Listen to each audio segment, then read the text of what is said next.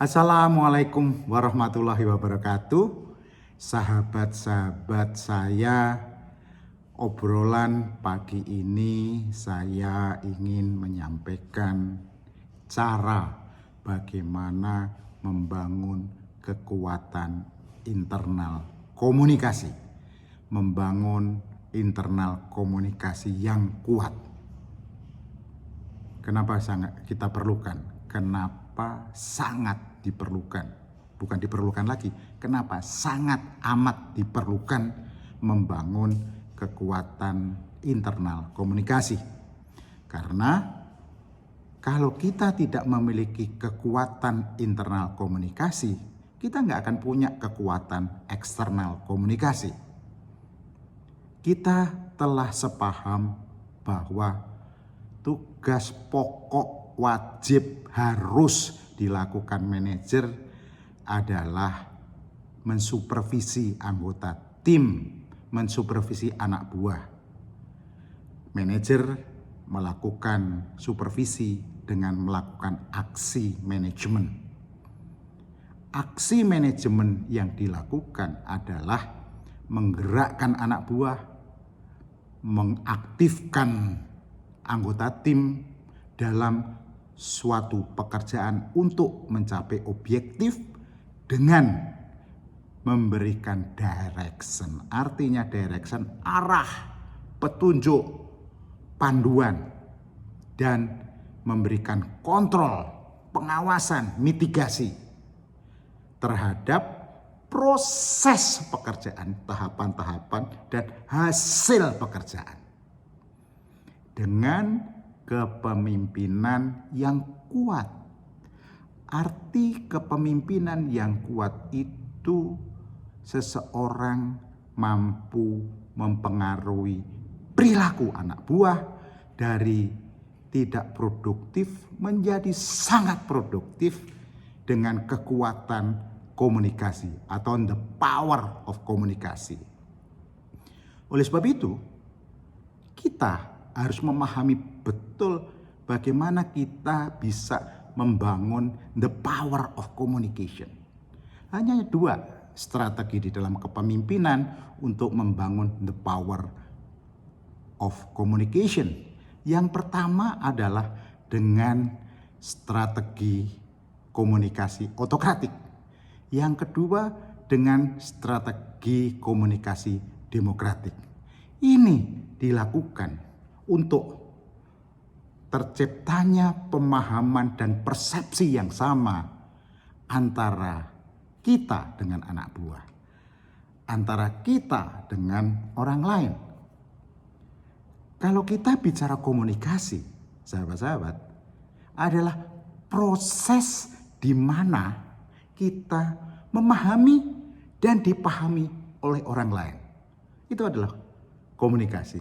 Nah, untuk memahami dan dipahami oleh orang lain, komunikasi dikatakan sukses, dikatakan berhasil bila pemberi pesan dan penerima pesan memiliki kesepahaman dalam menerima informasi. Nah, kalau kita jabarkan lebih singkat, lebih praktis, yaitu manajer di dalam berkomunikasi harus mampu menciptakan situasi komunikasi I am okay, you are okay, sehingga persepsi dan pemahamannya sama. Nah, bagaimana kita berstrategi untuk mempengaruhi perilaku anak buah kita, perilaku anggota tim kita, gaya komunikasi atau strategi komunikasinya, apa yang harus kita lakukan? Ada dua tadi yang saya sebutkan.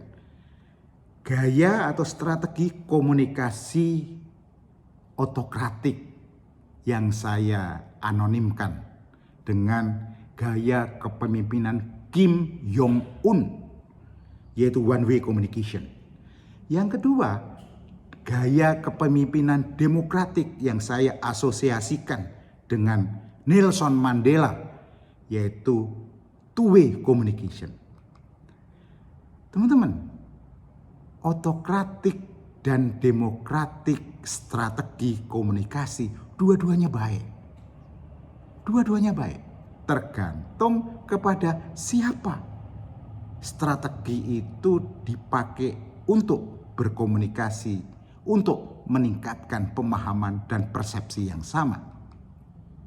Nah, kalau kita bicara pemakaian strategi otokratik, strategi otokratik yang saya asosiasikan dengan Kim Jong-un, one way communication, kepada siapa ini diterapkan? Yang pertama, kepada anak buah atau anggota tim yang belum memiliki kemampuan kerja.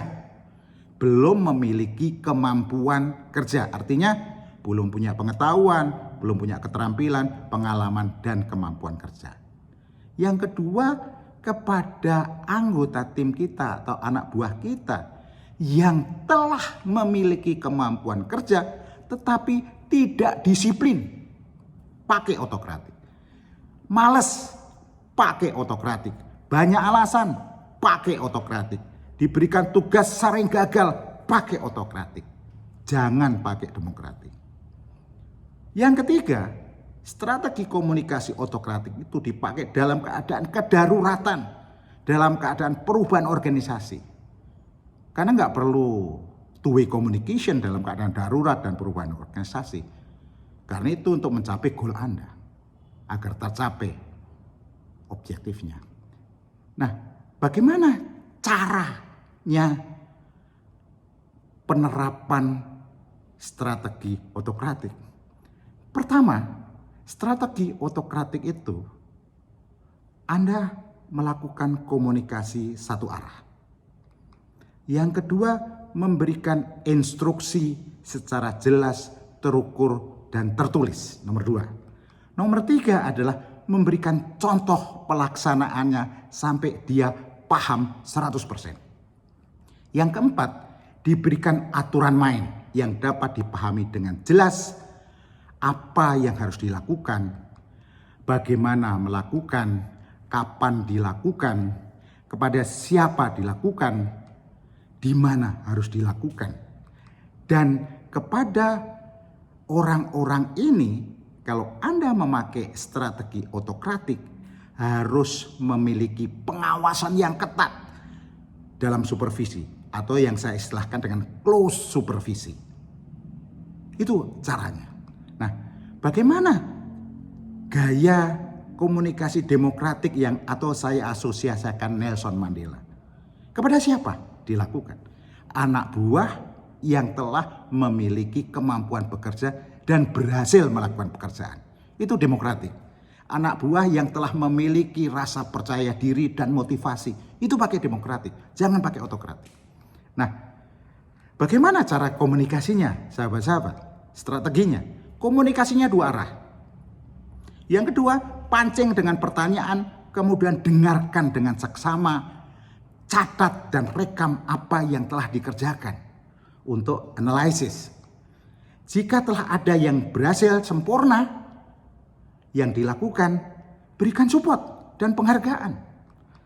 Jika ada yang masih belum berhasil dan baik dan belum sempurna, berikan lagi motivasi, berikan lagi guide lagi untuk dilakukan menjadi baik dan sempurna. Berikan tanggung jawab yang kelima, berikan tanggung jawab yang lebih menantang lagi kepada orang-orang ini dan diberikan paduan yang jelas, terukur dan tertulis.